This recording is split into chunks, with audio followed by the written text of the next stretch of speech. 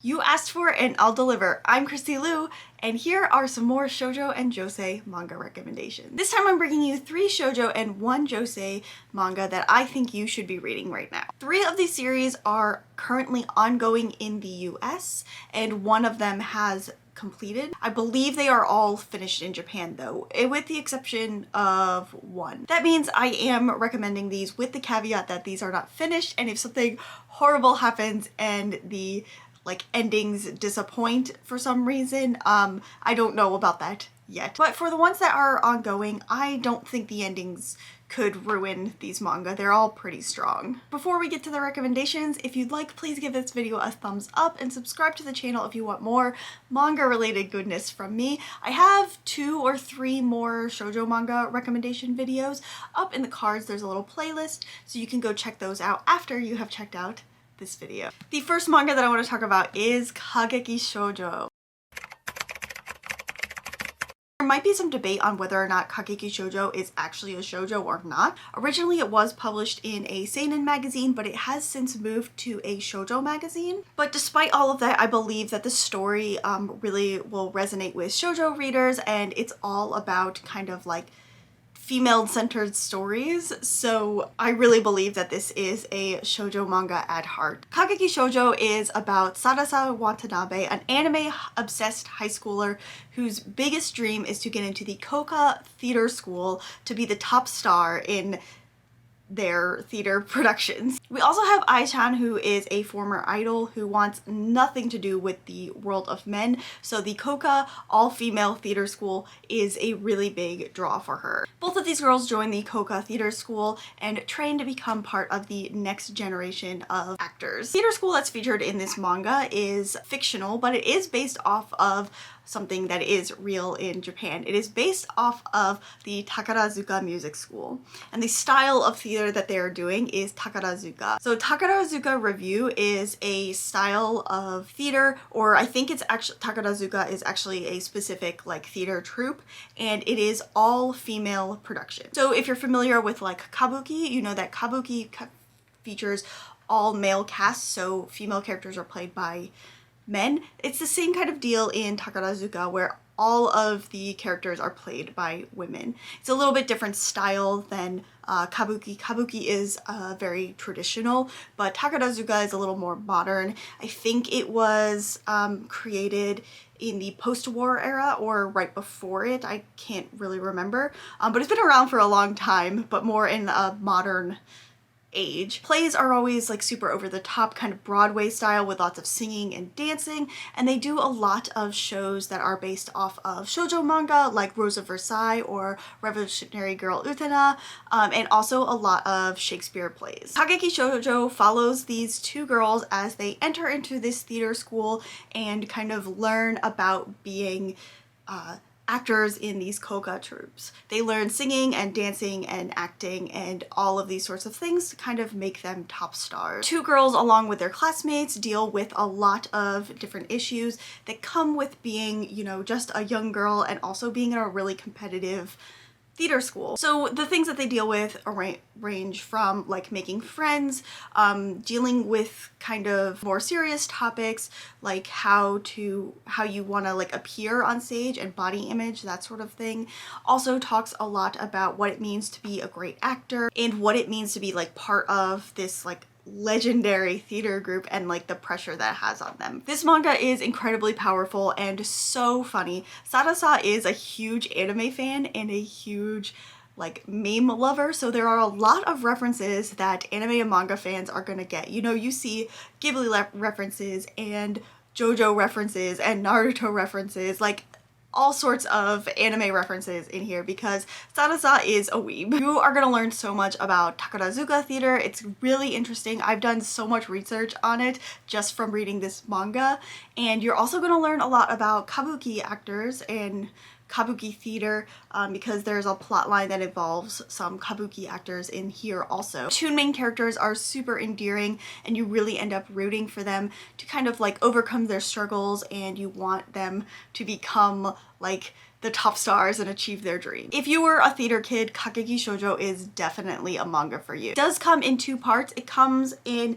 Kageki Shojo The Curtain Rises. This is the prequel to the main series. You have to read this before you start with the main series. Then you can go ahead and pick up the start of the series with volume 1 of just Kageki Shojo. There's an anime for this. I have not watched the anime yet, but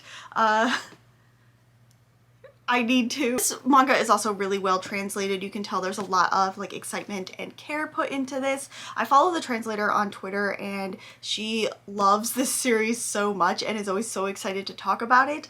So you know that there's a lot of love and care put into this translation. Right, next we're going to talk about the Josei manga, and that is Perfect World. Perfect World is a Josei manga that deals with the realities of being in love and dating somebody with a disability. As a disclaimer, I will say that I am an able-bodied person and the mangaka also is an able-bodied person, but there are a lot of notes and in the back of this manga from the mangaka where they have consulted with people with disabilities and also like wheelchair manufacturers, like medical resources and that sort of thing. So it's a very well researched manga, but do go into this knowing it is not like an own voices type of story. But it seems that the mangaka has taken a lot of care and like put a lot of effort into presenting something that seems at least somewhat realistic. Perfect World is about a young adult, I think she's 26, named Sugumi, and she has a second chance encounter with her high school crush, Itsuki. The only thing that's different from their time in high school is that Itsuki, once the basketball star, is now in a wheelchair. He was in an accident in college, had a spinal cord injury, and has now been paralyzed and is in a wheelchair. The two of them reunite and old feelings bubble up and they kind of enter into a relationship. This manga is gonna really tug at your heartstrings and it really asks the question, is love enough? So that means, is love enough to get you through the hardships and the realities of dating somebody with a severe medical condition? Because sometimes, you know, love isn't enough to get through kind of these harsh realities. It does seem to be very well researched on the medical side and depicting kind of what those harsh realities are. It also has a discussion about how our cities and communities are built for people who are able-bodied. Itsuki is an architect and he really works towards creating more accessible spaces, and there are a lot of different storylines that go with creating more accessible spaces. Manga is definitely gonna make you cry. It is an emotional roller coaster that will really make you think about the world we live in and how it is really catered towards people who are able-bodied. I have read up to volume 5 of this manga. I believe there are 11 volumes out, in 10 I think in the US, but there's 12 in total. It's completed in Japan. But I really love this, but you definitely have to be in the right headspace for it because it is definitely very, very emotional. But it is also so good. Moving to something a little more lighthearted, we have Lovesick Ellie.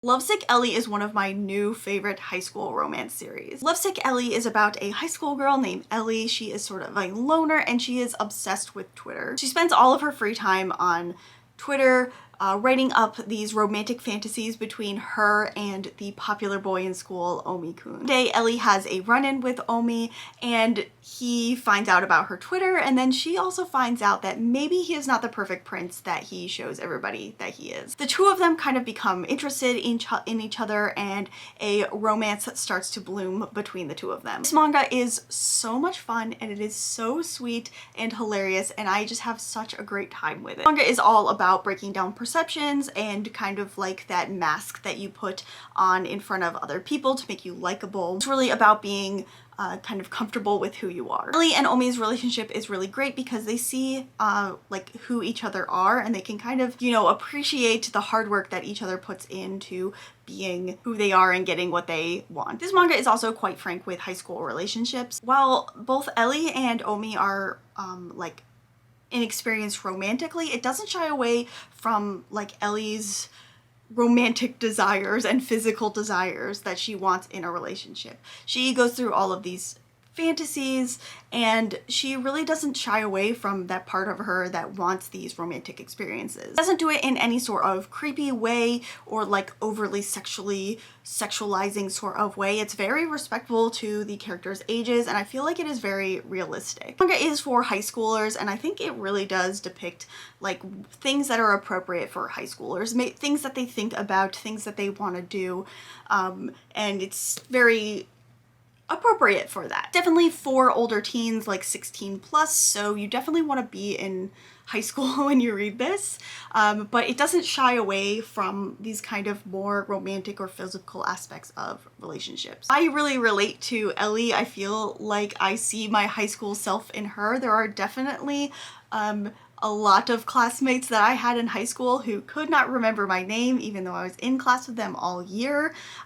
She is a Twitter girl, I am a Twitter girl, and I might have wrote 1 or 2 fan fictions about a boy I liked, you know, just for my own personal enjoyment. I really recommend this. It's so much fun and it is so endearing and so cute. I am obsessed. This manga was published digitally by Kodansha, so you can read all of the volumes digitally, but they have just started putting it out in print. I think the end of last year, maybe they started. I'm kind of holding myself back from purchasing the digital copies because I need to know what happens, and I know I can access it, but I want to collect the physical volumes because I like it so much. And one final fun fact about this manga is that the Twitter account that Ellie uses is a real Twitter account. As the manga was publishing in Japan, there were a lot of tweets from Ellie, and you could see her tweets from the manga and some extra stuff. Now that the manga has finished, it has a lot of like promotion for the manga and maybe other manga from the same publisher, all in Japanese, but it's super fun to go back and look at, and I really love those sort of interactive elements to manga and stories in general. Highly, highly recommend Lovesick Ellie. It's one of my new favorites. My final recommendation is gonna be That Wolf Boy Is Mine. This is the only completed English manga on this list. It is a short series. It is only 4 volumes or 2 omnibuses here. It's the first manga by mangaka Yoko Nogiri, who does Love in Focus and Those Not So Sweet Boys, 2 mangas that I really like, especially Those Not So Sweet Boys. So That Wolf Boy Is Mine is about this girl named Komugi, and she transfers to a rural town in Hokkaido. It's kind of like a family thing, but it's really convenient because she's escaping kind of an uncomfortable social situation anyway. At her new school, this popular boy, Yu Ogami, tells her, "You smell nice," and it kind of creeps her out, but she kind of brushes it off.